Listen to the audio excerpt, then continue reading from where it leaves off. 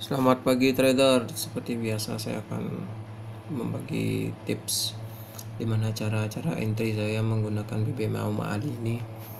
Semoga bisa dipahami dan ini hanya untuk sharing. Ini pun saya mengalami floating. Nah, di sini saya awal melihat H4 seperti biasa. Nah, di sini kebetulan saya menambah yang namanya Bollinger Band Devian 1 periode 120. Nah, ini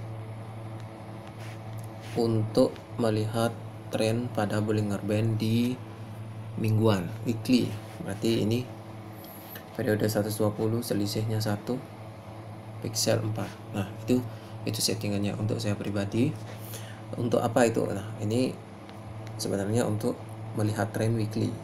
Nah, untuk saya memang di sini sangat banyak kelihatan indikatornya. Nah, tetapi cara melihat indikator itu jangan sekalian. Nah, kita melihat indikator itu adalah satu per satu. Di awal kita melihat hanya H4. Nah, posisi candle H4 itu di mana? Lalu kemarin malam dia di area top BB H4 Bollinger Band Devian 1 periode 120. Lalu saya akan tandai. Nah, di mana itu akan saya lihat di H1 nanti. Itu adalah MTF kembali. Ketika sudah melihat di H1 itu dia terjadi yang namanya CSAK. Di sini memang tidak ada ekstrim. Ekstrim itu di sini, lalu di breakout menjadi momentum, kemudian re-entry tak mampu membuat momentum. Kalau saya panggil ini adalah MHV. Tetapi kata Cikgu Amali tak ada ekstrim, tak boleh yang namanya ada MHV. Kalau saya ini sebut adalah reject. Nah, itu. Atau tidak, kalau saya sebut ini adalah MTE, MHV tanpa ekstrim.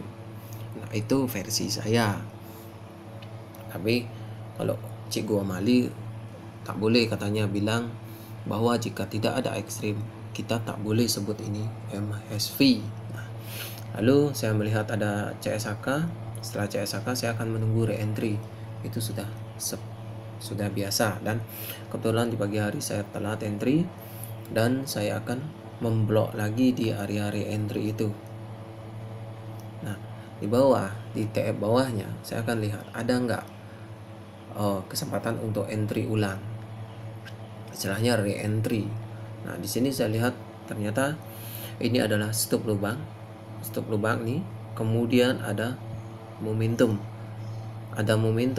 berarti akan ada bagi entry. Nah, di sini kebetulan belum sempat yang namanya re-entry, tetapi jika melihat yang namanya Mahi dan Malo posisi melebar seperti ini, artinya tren kuat pada TF tersebut, maka saya akan segera pindah yang namanya ke M5. Jadi saya akan melihat di sini ada nggak re-entry.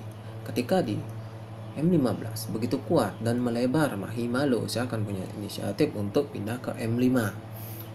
Bahkan M1 pun boleh sebenarnya, cuman terlalu kecil TF M1. Nah, saya akan tandai Mahi. Nah, kemudian ketika di Mahi ini karena ada momentum, maka akan ada re-entry.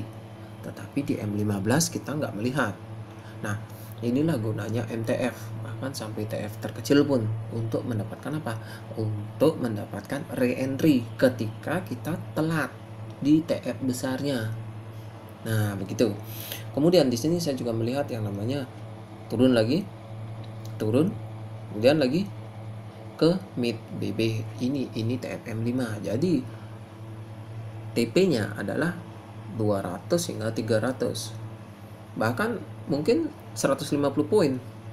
Nah, jadi SL saya taruh adalah 20 pips, 200 poin.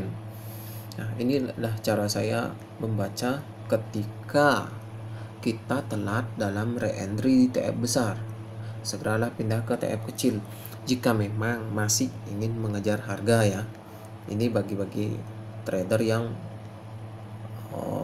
trader agresif.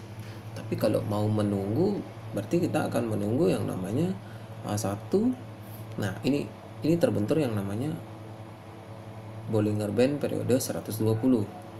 Nah, di sini saya melihat dia sudah terbentur di H1 ada momentum. berarti kemungkinan akan bagi entry di area ini. Nah, inilah risiko kita ketika mengejar harga. Cikgu Mali cakap, jika ada momentum, jangan langsung entry. Sabarlah, tunggu re-entry. Nah, itu yang sering dikatakan. Nah, terkadang kita lupa. Maka dari itu, yang diperhatikan entry saya di sini adalah ini lotnya lebih besar daripada ini. Maka jika ini floating, lot inilah yang akan menutupi floating ini. Itu. Dan untuk entry saya maksimalkan di pagi hari hingga jam 11. Hanya jam 11. Jika jam 11 sudah tidak ada pergerakan, maka semua posisi saya ini akan saya close. Itu lagi. Jadi dalam trading kita mesti paham kapan jam untuk close. Itu salah satu filter dalam trading. Jika GBP USD, nah di sini saya melihat yang namanya ekstrim, kemudian TP wajib, kemudian MHV. CSAK mana? Kenapa sudah berani entry? Seperti biasa yang saya katakan, jika ada ekstrim, TP wajib, MHV, maka akan membuat CSAK. Nah, di sini belum terjadi CSAK. Nah, sebelum terjadi CSAK, karena sudah ada ekstrim, TP wajib, dan MHV, maka saya akan punya inisiatif untuk entry. Nah, lalu saya melihat di mana? Tentu MTF lagi. MTF-nya adalah biasa M15, kita lihat dulu, selalu turun. Kalau M30 kata Cikgu Omali tidak pakai. Nah, jadi saya hanya menyampaikan apa yang disampaikan oleh Cikgu Omali dalam video-videonya. Nah, ini ekstrim, TP wajib, lalu MHV, lalu CSAK, kemudian kembali ke bawah nih buat CSAK pada BB yang mendatar nih. BB yang mendatar ada CSAK, maka CSAK tidak akan sekuat, tidak akan kuat. Nah, apalagi di sini ekstrim, belum di breakout. Itulah cara saya membaca BBMA. Dan ini mengalami sideways. Lalu ketika ada ekstrim, TP wajib, CSAK, kembali saya entry buy. Biasa kemarin saya SL di bawah sini. Nah, sekarang harga sudah naik up dia. Kita kembali lihat H1, di mana sih target TP? Biasa target TP itu adalah top BB. Karena ini sekarang kemungkinan akan membuat stop lubang. Tetapi jika dilihat dalam tren ini, GU mengalami sideways dengan ring yang besar. Itulah salah satu saya untuk identifikasi yang namanya tren pada market. Oke trader, semoga bisa dipahami dan semoga ada kepahaman dari video ini. Jika ada salah mohon maaf, dan kita sama-sama belajar di sini. Pasti masih ada yang lebih hebat dari saya. Akhir kata, salam profit konsisten dan tentunya salam layer.